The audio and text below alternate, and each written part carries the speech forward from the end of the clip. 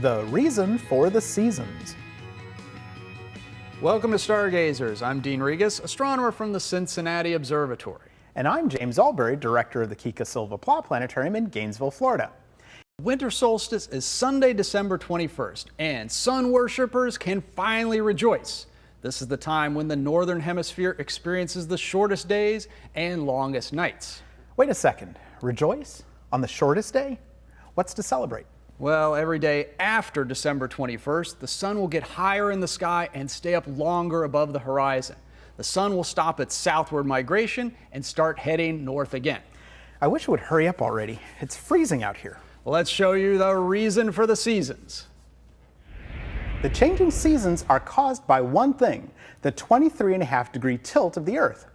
As our planet rotates daily on its axis, we also revolve around the sun. But our rotational axis is tilted compared to our orbit around the sun, and we always keep this slanted view. When we, in the Northern Hemisphere, are tilted most directly toward the sun, we soak up solar energy to the max. That day is called the summer solstice, and it occurred on June 21st this year. At this point, the sun's rays shine most directly on the Northern Hemisphere. We get more energy per square inch, and thus it's hotter. Now, the opposite occurs when the Earth swings around to the opposite side of the sun. Here, we in the Northern Hemisphere are tilted away from the sun. The sun's rays feebly strike us at a low angle, spreading out the same energy over a larger area. Each square inch gets a lot less energy than in summer. We call this the winter solstice, and that occurs on December 21st this year. The sun's output is the same all year round, but the difference in our seasons is how much of that energy we soak up. It has nothing to do with how close or far we are from the sun. We're closest to the sun every year in January and farthest from the sun in July. So the distance isn't the difference. Hey James, you staying cool? The sun is blasting off my hair. Oh, you're doing great, you're doing great. Now, let's see how our tilt affects the view from down on Earth. Sorry about your hair. It's okay, it'll grow back. Anyway, we have our skies set to December 21st just before sunrise. Let's trace the path the sun takes across the sky on this, the shortest day of the year. The sun will rise south of east and reach its highest point in the southern sky around noon. Then the sun will set south of west.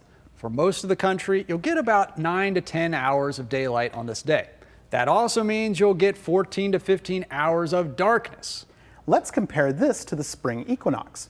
Next year, it'll be on March 20th. Now, let's trace the pathway that the sun takes on this day.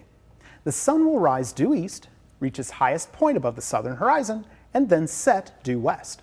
Notice how the sun went higher in the sky than it did in December.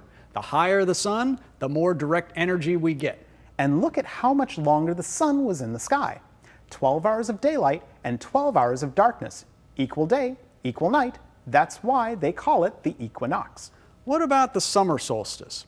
Now, our sky is set to June 21st, 2015, and we can watch the sun rise north of east, go very high in the south, and set north of west. The sun went higher still in the sky, and the hours of daylight reach a whopping 14 to 15 hours for most of the U.S., with only 9 to 10 hours of darkness. And all of this is caused by the 23.5-degree tilt of the Earth. So on December 21st, watch this extreme southerly sunset. And in 6 more months, it will reach the other extreme, northernmost sunset on the summer solstice on June 21st. Soak up the solstice sun because the longer days are returning and summer is coming slowly. Keep looking up.